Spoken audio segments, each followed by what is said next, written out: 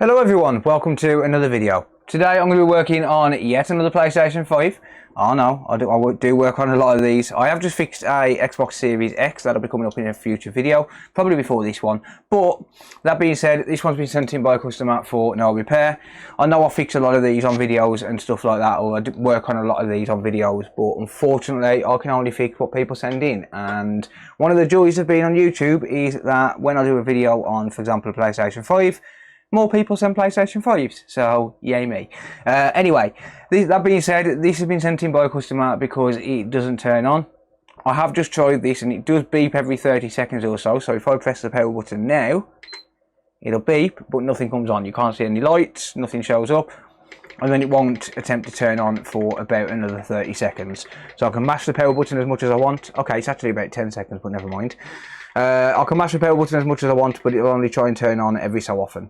But with that being said, my name's Hakko, I'm an electronics technician. I do mainly work on games consoles, but I do work on other stuff as well. So if you enjoy that kind of thing, then be sure to get subscribed and turn on the bell notifications, that way you don't miss any future videos. If you need to organise a repair, get in touch at thecoded.repair, and if you need parts and supplies to help fix your own console, or a customer's console, or anything else, you can buy those on my online store at consolefix.shop. But with that being said, let's get into today's repair. Today's video is sponsored by PCBWay. Whether you've got a simple project that requires a quick mod board or you want to launch your own products to the world, PCBWay can help.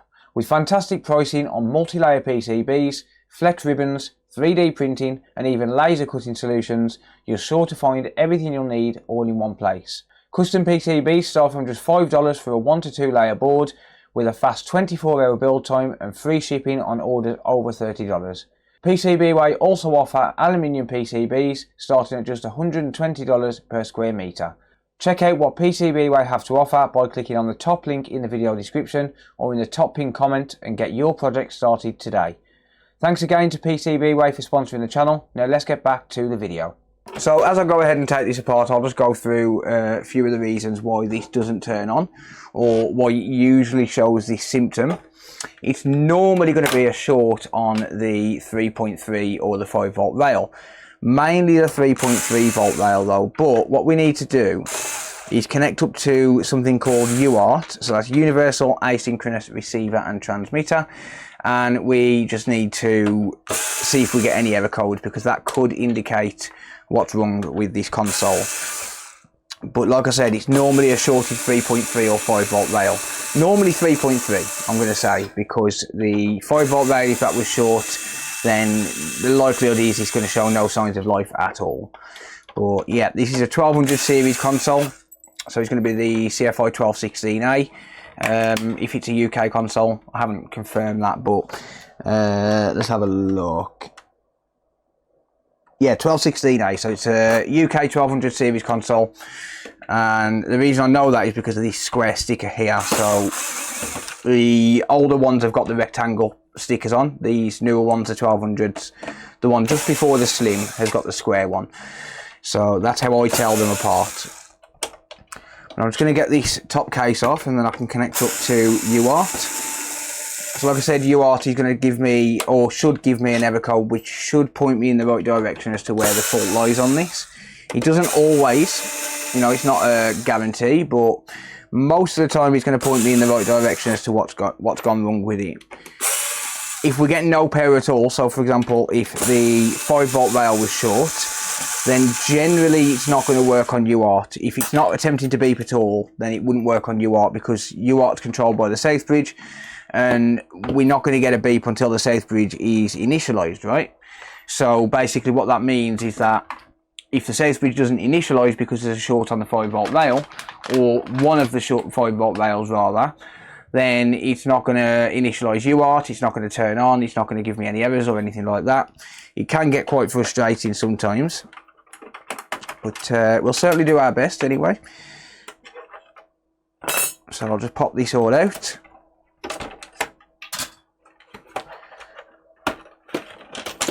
There we are, and then I can connect up to UART. I don't need to unscrew anything else. I do need to disconnect the disk drive though, just so as it's out of the way. Although that's not absolutely necessary. But we're going to disconnect the disk drive, so I'm going to unplug the power cable. I'm going to push down on this connector, and disconnect that, because otherwise you're going to damage the wings on this ribbon, and if you do that you're going to end up with no power after you fixed it, or when you reconnect the disk drive up. So if you do manage to fix it and you damage these wings, you're going to cause the cable to short out. That will short the board out and it'll stop it turning on again. So yeah, we have a few things we have to be careful of with that. But let's pop under the microscope and I'll show you how to connect to UART. So if we go over to my wiki, uart.wiki, please feel free to contribute to this. But if we go over to uart.codes, this is the wiki for PS5s. But we've got some pinouts here. So we've got this one here, which is the EDM03X. That's for the 1200 series boards. So if we click on this and we just view this image, you'll see that we've got some points here which we can connect to. And these points are for the transmit line, TX, and the RX line, the receive line. So TX is transmit, RX is receive. And what we need to do is we need to connect up a TTL device and flip those wires around. So if we've got TX here, we need to connect that up to RX on the TTL device. If we've got RX, we need to connect it up to TX on the TTL device. So let's do that. So I'll flip this around so as it's in the same orientation as on the diagram that we've got. So if I just get that in focus there we go. And then, like I said, we need to connect these up so as we are matching what's on the diagram. So I'll just start off by adding some flux to the points which we need, which are those there. There we go. Beautiful. And then I'm just going to tin these using some leaded solder.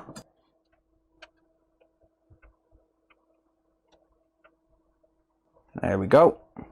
So there's the 3 points which we need. And then if I look on my TTL device, we've got TX there, RX there, and then ground just above it. So ground is my green wire, yellow is my TX wire, and orange is my RX wire. So I'll start off with ground. So ground is going to go just here. Doesn't have to be a perfect connection as long as it's connected. So yellow wire is my TX wire, that's going to go to the RX line on the board, which is this bottom one. And then orange is my TX line, which is going to go to RX on the TTL. There we go. Beautiful. So orange wire, that's TX on the board, and as you can see there, that goes to RX on the TTL. Yellow is RX on the board, that goes to TX on the TTL, and then ground to ground, so as it's sharing the same ground connection. Nice and simple. So I've got a USB type C just there. So let's just extend that. Connect that up to here. There we are. So that's just picked up on the PC. And now I'm going to plug in the power cable. I'm going to give this 10 seconds or so just to initialize the South bridge, because it does have an issue with it. As I said, it does have an issue initializing it. But if I go back to the desktop here, I've got my UART software. So this is completely free. You can download it on GitHub. So if we just go to option number 1, and then we've got the COM ports available here. Mine is COM13, yours may differ, so mine's going to be option 4. And we got unknown SSD controller related error, and unknown error after safe loader. Okay, I've never come across this issue before. This is different. What I'm going to do is I'm just going to clear the error codes. There we are, and then I'm going to fire it back up. Okay, so that's that. And I'm going to get the error codes again. No error displayed.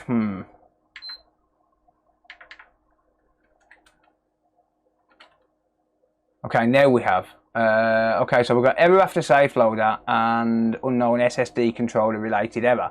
So this could be SSD controller related then. Okay, so I'm not sure. I'm going to be honest here. I'm not sure what safe loader means, to be honest with you. So this is going to be a little bit of a stab in the dark for me, and it's going to be new information that I haven't come across before. So I'm just going to disconnect the TTL device there. Just get rid of that. Okay, and I'm going to get this apart so as I can investigate it further. So one thing I have noticed is this has had some prior repair attempt. I can't remember whether the customers let me know about that, but we've had some prior repair attempts on this.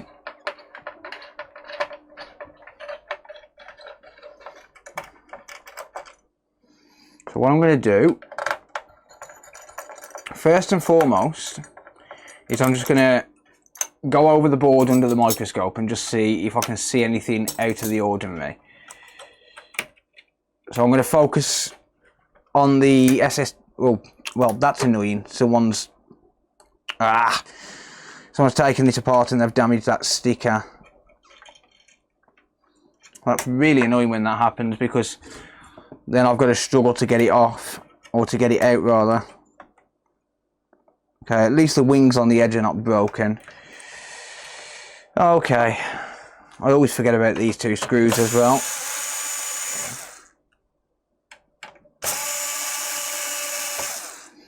There we go.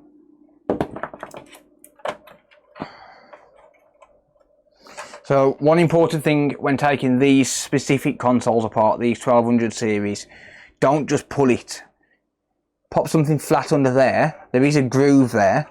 Pop something flat under there and just pop it out like that, you see, and then you can lift it, because otherwise you're going to bend the board. Okay, let's inspect under the scope. Let's see what we can find. So first and foremost, just make sure there's no cracks in the die on the APU itself, because, well, if there's a crack on the die, that can cause untold issues. So we just make sure there's no crack there, and we've got to do the liquid metal anyway, so we may as well do it now, or we may as well at least, you know, check the corners of the die, make sure there's no crack in the actual APU itself. So one thing I'm trying to get into a habit of is checking the APU before I do anything, because so many times I've tried repairing it, I've gone through all of my fault finding process and then found a crack in the APU, you know, because of drop damage or something like that. So I do tend to at least try and check that first now whenever I remember. I'm trying to get it as part of my normal diagnostic process, you know, trying to incorporate that into it. There's no cracks in this one, so that's good. I'm trying to get it as step number one, basically, when I take the board out, because then if there is a crack on it, I can just say no thank you and just move on to the next job. Alright, so no crack in this one. Alright, let's just have a look around the SSD controller. Doesn't look like we've got any repair attempts around there, so that's fine. So the chances are this is going to be a short on the power rail which powers the SSD controller. So let's have a look around here. So we'll start off with F7502, which is just here. The fuse is fine.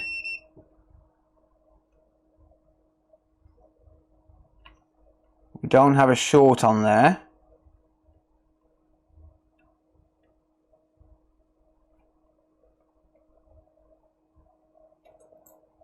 Okay.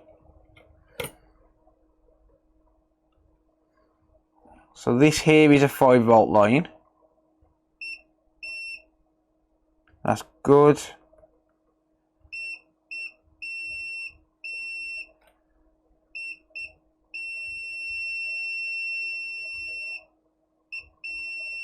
However, this one is dead short. This one up here, I don't think that's normal. I could be wrong, but that's dead short. Let me have a look at the diode reading on that. So red probe on ground. Yeah, that's dead short. Don't think that's normal. I'll have to get a donor board and check. So here's a donor board.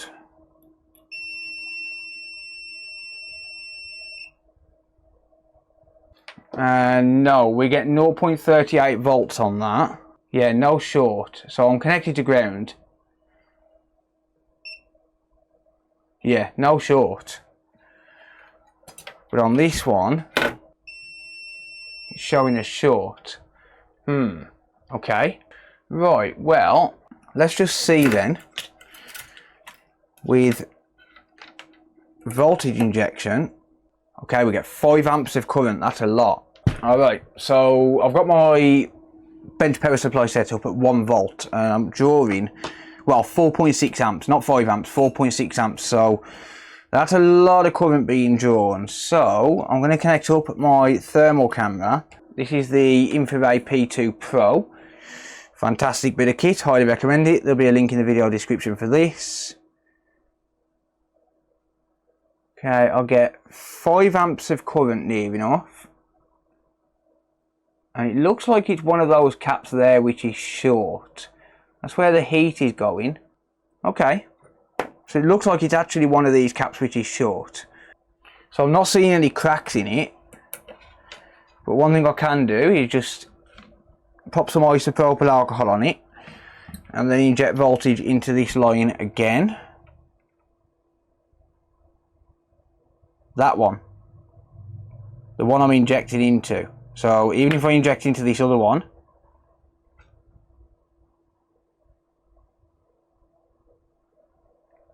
well, it would if I didn't just lose my ground connection. So even if I inject into this other one, you see that one getting hot? Yeah, that cap there is bad. Alright. This might be an easy one.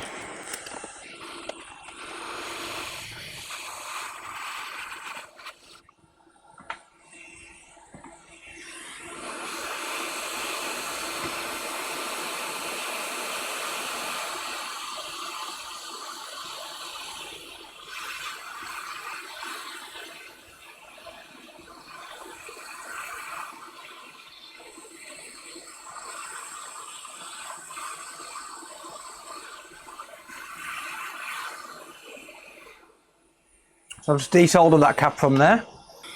I'm going to grab a cap from this donor board here.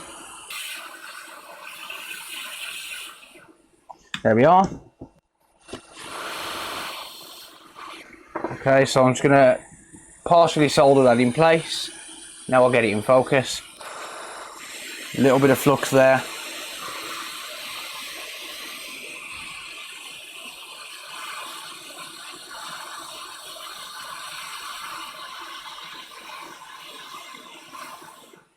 There we go.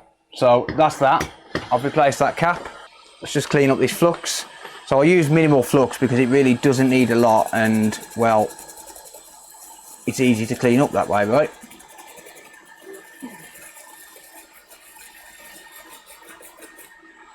There we go. So should be good to go there.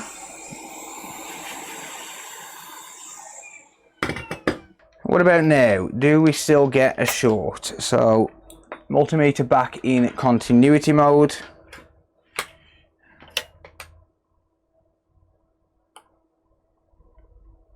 There we go. No short, you see?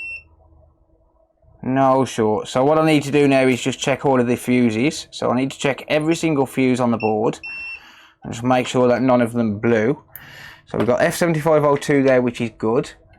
I just tested that just off camera, but never mind.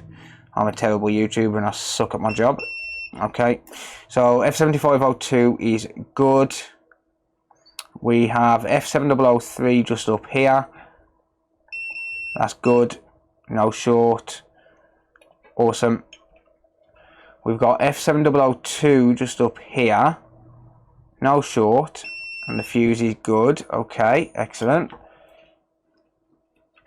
We've got F7001. I think F7001's on the other side on this board actually. So yeah, whatever. That's fine. We've got some fuses here. So we've got F7501 and F3501. That fuse is good. And if we follow this down, we've got 3501, which is good.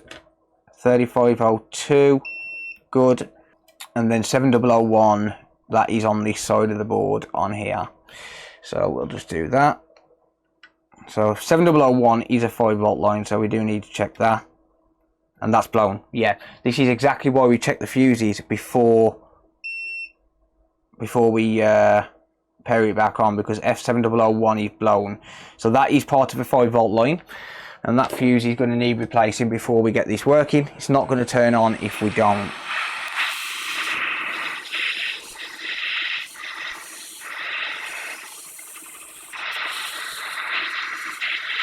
That fuse is actually breaking away as well.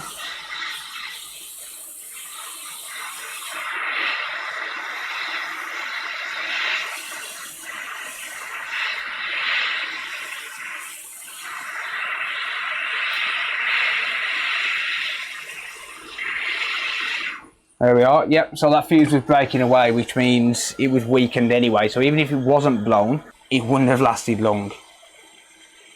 Chances are we blew that fuse just by injecting so much voltage, but it wouldn't have lasted long. It was weakened, all of that stuff, so it's fine.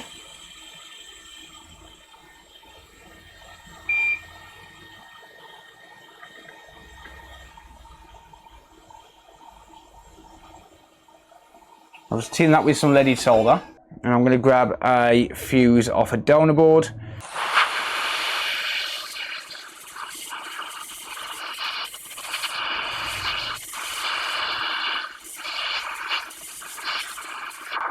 Okay.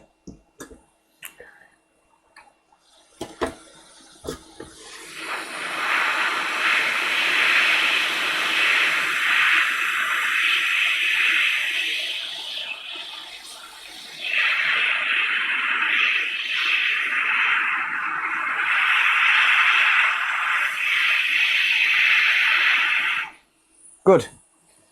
And you couldn't see a thing of that. Well, that's annoying. I'll keep doing that. The problem is I'm not looking at the screen while I'm actually working. Sorry guys. Anyway, I've just soldered that on anyway. Whatever. And yes, it's upside down. Sue me. Alright, there we go. So, now we can just check this again in continuity mode. Yep, good stuff. That's working. And we're good to go.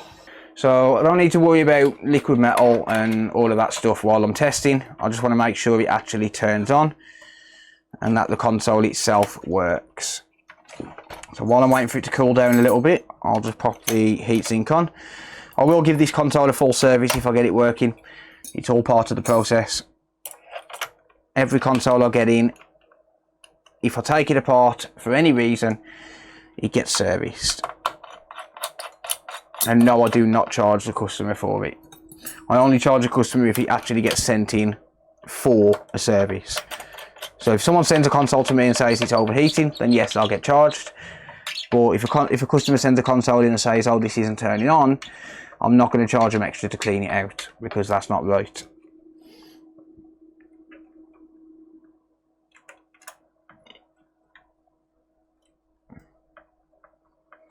Okay. Moment of truth. Is it going to turn on?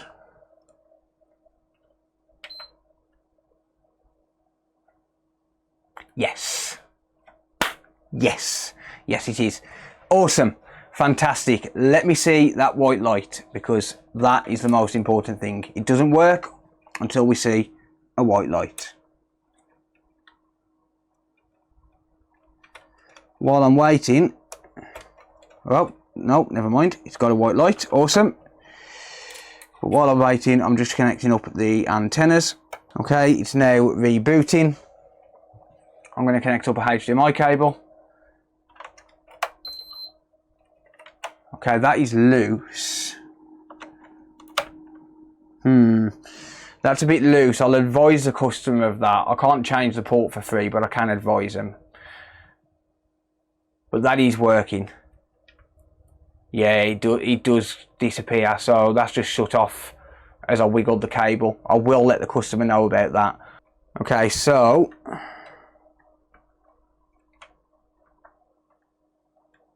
just going to connect up the front ports. Yes, you can do that while it's turned on. Just be careful. I'll press the button in to make sure it slides in smoothly. It does release the pins, so yeah, it shouldn't short out if you do it properly.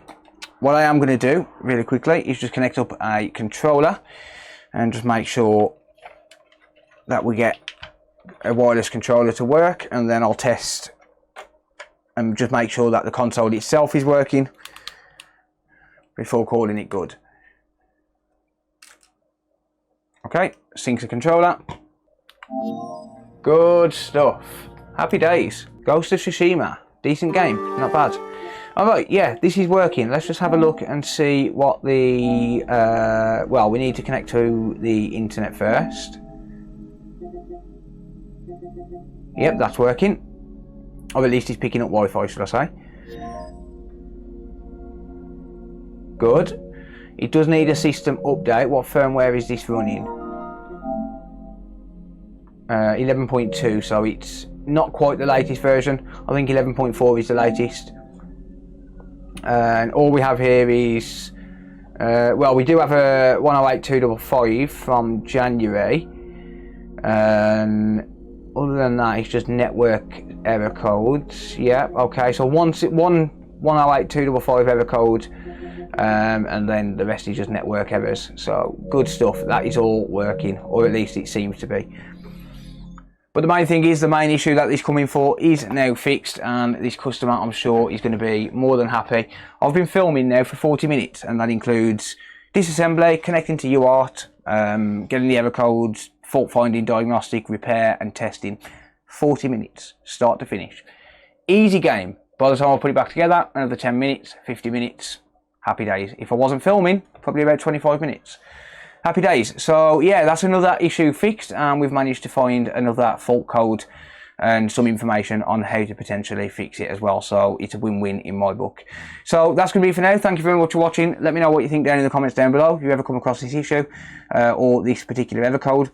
From what I can gather, the F7502 area, that was obviously short, or not the F7502 area, the area just next to it, which is just here.